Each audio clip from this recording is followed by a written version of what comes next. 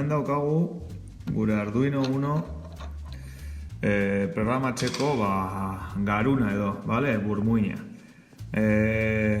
Hau da plaka, eta honen bidez, ordenagailuan programatzen ditugu aginte guztiak edo bideratuko ditugu. Orduan, ikusten baditugu, hemen baditugu pin ezberdinak, zenbaki ezberdinekin, gero horiek programatzeko balioko zaizkigunak, vale?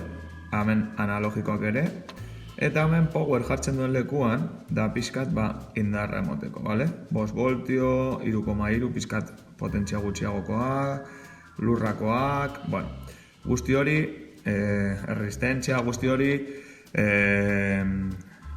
erronkak betetzen joan ahala, zehatuko naz azaltzen pixkat, vale? Lehenengo erronka honetan, zehatuko gara, 13. pin honetan, vale? 13. zenbakian, pizterakoan, normalean 13. pinean, bombillita hori edo argitxo hori piztuko da.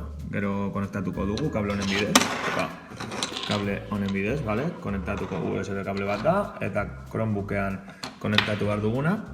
Eta orduan, lehenengo erronka honetan, erraza dela, saiatuko gara, lehenengo pin hori maneiatzen edo, vale? Programatzen. Eta hemen, ikusten baduzue, daukagu pizteko edo reset botoia, vale? Orduan, bueno, bagoaz pantailara eta horretarako deskargatu behar dugu estentzioetan, Chromebooken estentzioetan Arduino Create for Education, barkatu nire ingelesa, eta gero sakatzen dugu, eta honetan ikusiko dugu, ni baditut batzuk sortuta, gero esango dizuet nola egin, bale? Eta guk berri bat egingo dugu, bale? Create, hor goian eta eskuman ikusten duzuen bezala, bale? Importatu dezakegu, baldin badaukagu deskargatuta beste nonbaiten, adibidez zuen etxeetan egiten baduzue, edo berri bat egin, hemen egingo dugun bezala, bale? Programatzeko modua pixkat zailago da, zergatik, alde batetik ingeles ez dago, bestetik ez da blokeetan, orduan ez da ikusten nahi ondo zer egin behar den, baina, bueno, berez, zailagoa da, baina aukera askoz gehiago ematen dizkigu, bale?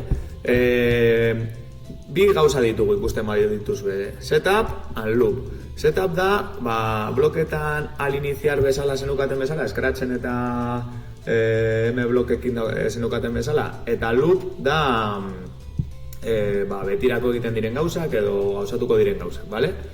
Orduan, guk nahi duguna da, gure 13. pina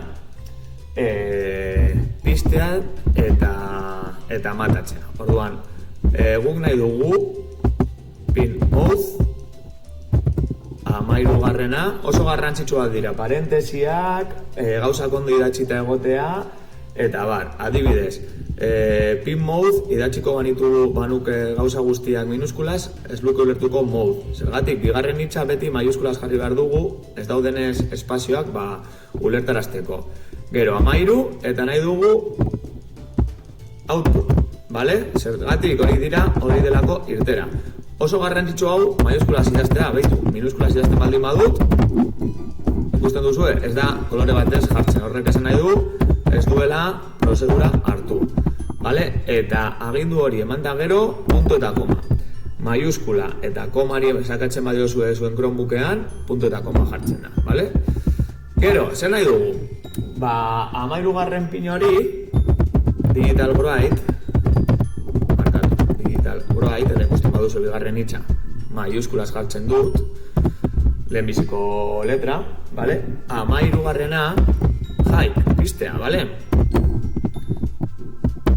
Eta punto eta koma. Eta gero nahi dut, digital bright, 13. Amatatzea, bale?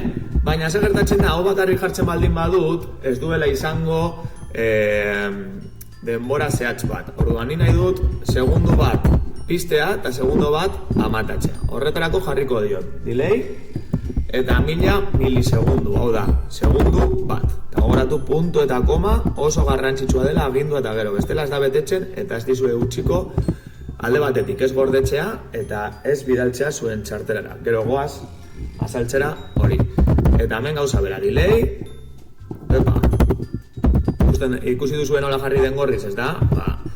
Beti gauza bat txartu daukagunean, hemen esaten dugu, bale?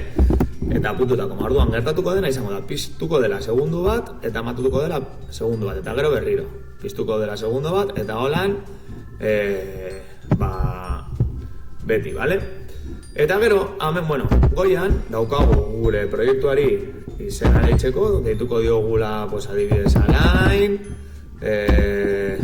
erronka bat, bale? Holan deituko diot. Eta, hemen ditugu bi botoi, bale? Lehenbiziko gauza ikusten duzu device not found, zergatik? Ez duelako detektatzen nire txartela.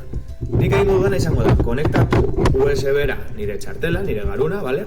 Arduino Uno txartela, detect device, hemen ondo jarri baldin badugu, detektatuko digu, eta Arduino Uno sakatuko dut. Eta ja badaukat, ordenagailuan txertatuta. Eta hemen bi botoi dituzu, alde batetik, zuen ordenagailua, zuen karpetetan, zuen aplikazionetan gordetzeko proiektu hau, eta berriro ez idazteko behar izateko, eta gero hau dela txartelean kargatzeko, orduan nik kargatuko dut, eta gero ikusiko dugu ea funtzionatzen baden bidali dizkiogun aginduak edo. Hemen ikusten dut dana dagoela ondo, orduan bagoaz konprobatzea. Nik hemen daukat txartela, eta reset botoiari sakatzen baldin badiot, ikusten badut pizten da, kentzen da, pizten da, kentzen da. Hau beti egongo da piztuta, zan nahi duelako txartela konektatuta dagoela. Eta gero ikusten badugu hori, pizten da, kentzen da, pizten da, kentzen da. Beraz, programatu dugu nahi genuena. Lehenbiziko urratsa eman dugu.